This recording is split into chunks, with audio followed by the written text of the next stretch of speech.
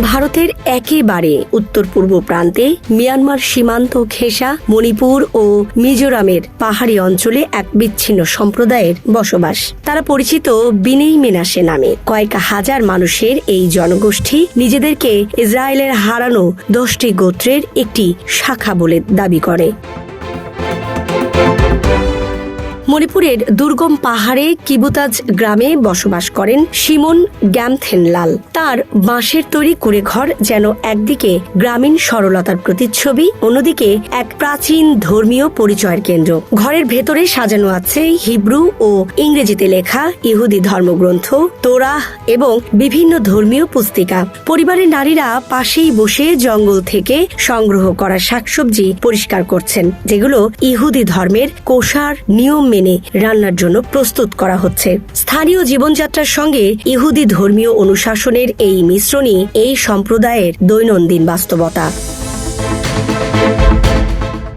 গ্যামথেনলাল ও তার মতো ওই গ্রামের অনেকেই বিশ্বাস করেন তাদের পূর্বপুরুষরা হাজার হাজার বছর আগে মধ্যপ্রাচ্য থেকে দীর্ঘ যাত্রা শেষে এশিয়ার এই দুর্গম পাহাড়ে এসে আশ্রয় নিয়েছিলেন। তারা নিজেদের জুডাহর বংশধর রাজা মানাসের উত্তরসূরি হিসাবে পরিচয় দেন, যাকে প্রায় 2800 বছর আগে নির্বাসিত করা হয়েছিল বলে তাদের বিশ্বাস। প্রজন্মের পর প্রজন্ম ধরে তারা এই ইতিহাস মৌখিকভাবে সংরক্ষণ করে আসছে, যদিও ঐতিহাসিক বা বৈজ্ঞানিক প্রমাণ নিয়ে বিতর্ক রয়েছে।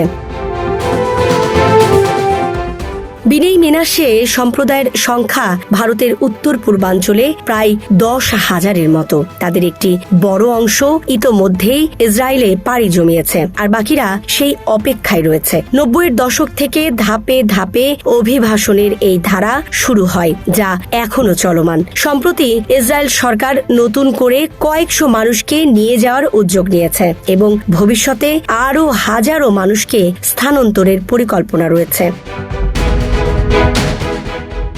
এই সম্প্রদায়ের অনেকের কাছে ইসরায়েল শুধুমাত্র একটি রাষ্ট্র নয়, বরং তাদের ধর্মীয় ও ঐতিহাসিক পরিচয়ের পূর্ণতা পাওয়ার জায়গা। তারা মনে করেন সেখানে গিয়ে তারা পূর্ণভাবে ইহুদি ধর্ম পালন করতে পারবেন, যা পাহাড়ি গ্রামীণ জীবনে অনেক সময় সীমাবদ্ধ হয়ে যায়। বিশেষ করে প্রার্থনার জন্য প্রয়োজনীয় নির্দিষ্ট সংখ্যক মানুষ একসঙ্গে পাওয়া এখানে কঠিন হয়ে পড়ে। অন্যদিকে অর্থনৈতিক বাস্তবতাও তাদের সিদ্ধান্তে বড় ভূমিকা রাখছে। মণিপুর ভারতের অন্যতম দরিদ্র অঞ্চলগুলোর একটি, যেখানে মাথাপিছু আয় অত্যন্ত কম। অনেকেই কৃষিকাজ বা দৈনন্দিন শ্রমের ওপর নির্ভরশীল জীবনযাপন করেন। তুলনায় ইসরায়েলে জীবনমান, আয় এবং শিক্ষা, স্বাস্থ্য সুবিধা অনেক উন্নত। ফলে ধর্মীয় কারণের পাশাপাশি একটি উন্নত জীবনের প্রত্যাশাও এই অভিবাসনের পেছনে কাজ করছে। ইসরায়েল সরকারের দৃষ্টিতে এই অভিবাসন কেবল মানবিক বা ধর্মীয় বিষয় নয়, বরং কৌশলগতভাবেও গুরুত্বপূর্ণ। সাম্প্রতিক যুদ্ধ পরিস্থিতি এবং শ্রম ঘাটতির প্রেক্ষাপটে বিভিন্ন দেশ থেকে কর্মী আনতে ইসরায়েলকে নতুন করে উদ্যোগ নিতে হচ্ছে। সেই বাস্তবতায় বিনেই মেনাসে সম্প্রদায়কে গ্রহণ করা হচ্ছে একটি সম্ভাব্য শ্রম ও জনশক্তির উৎস হিসাবে। ইসরায়েলি নেতৃত্ব এই উদ্যোগকে জায়নবাদী সিদ্ধান্ত হিসাবেও বর্ণনা করেছে।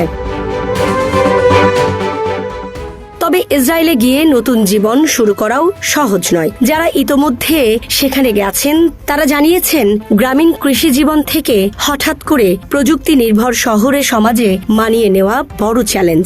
ভাষা, সংস্কৃতি এবং কর্মপরিবেশ সবকিছুই নতুন করে শিখতে হচ্ছে। কেউ ট্রাক চালানো, কেউ নির্মাণ কাজ বা কারখানার শ্রমিক হিসাবে কাজ করছেন।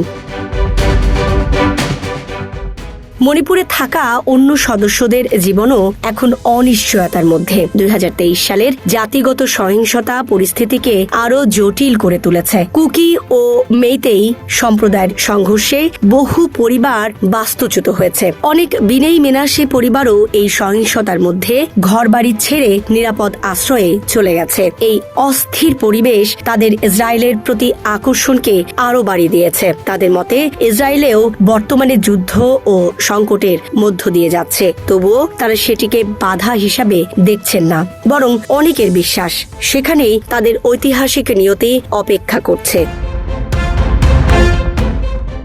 নৃবিজ্ঞানীরা অবশ্য এই সম্প্রদায়ের ইতিহাস নিয়ে ভিন্ন মত পোষণ করেন। তাদের ভাষা তিব্বতী বর্মী গোষ্ঠীর অন্তর্ভুক্ত এবং সংস্কৃতির মধ্যে স্থানীয় ও দক্ষিণ পূর্ব এশীয় প্রভাব স্পষ্ট। কিছু গবেষক তাদের রীতিনীতির সঙ্গে প্রাচীন ইহুদি ঐতিহ্যের কিছু মিল উল্লেখ করলেও জৈবিক বা ঐতিহাসিকভাবে তাদের ইসরায়েলি বংশোদ্ভূত হওয়ার প্রমাণ এখনো নিশ্চিত নয়। সম্প্রদায়ের নেতারাও বলেন তাদের পরিচয় প্রমাণের চেয়ে বিশ্বাসই বেশি গুরুত্বপূর্ণ। সব মিলিয়ে বিনেই মেনাশেদের গল্প কেবল একটি অভিবাসন কাহিনী নয়, বরং বিশ্বাস, পরিচয়, ইতিহাস এবং আধুনিক বাস্তবতার একটি জটিল সংমিশ্রণ। একদিকে ধর্মীয় আকাঙ্ক্ষা, অন্যদিকে অর্থনৈতিক ও সামাজিক অনিশ্চয়তা। সবকিছু মিলিয়ে তারা ধীরে ধীরে নিজেদের জীবনের নতুন ঠিকানা হিসেবে ইসরায়েলকে বেছে নিচ্ছে। Desk report, Dhaka express.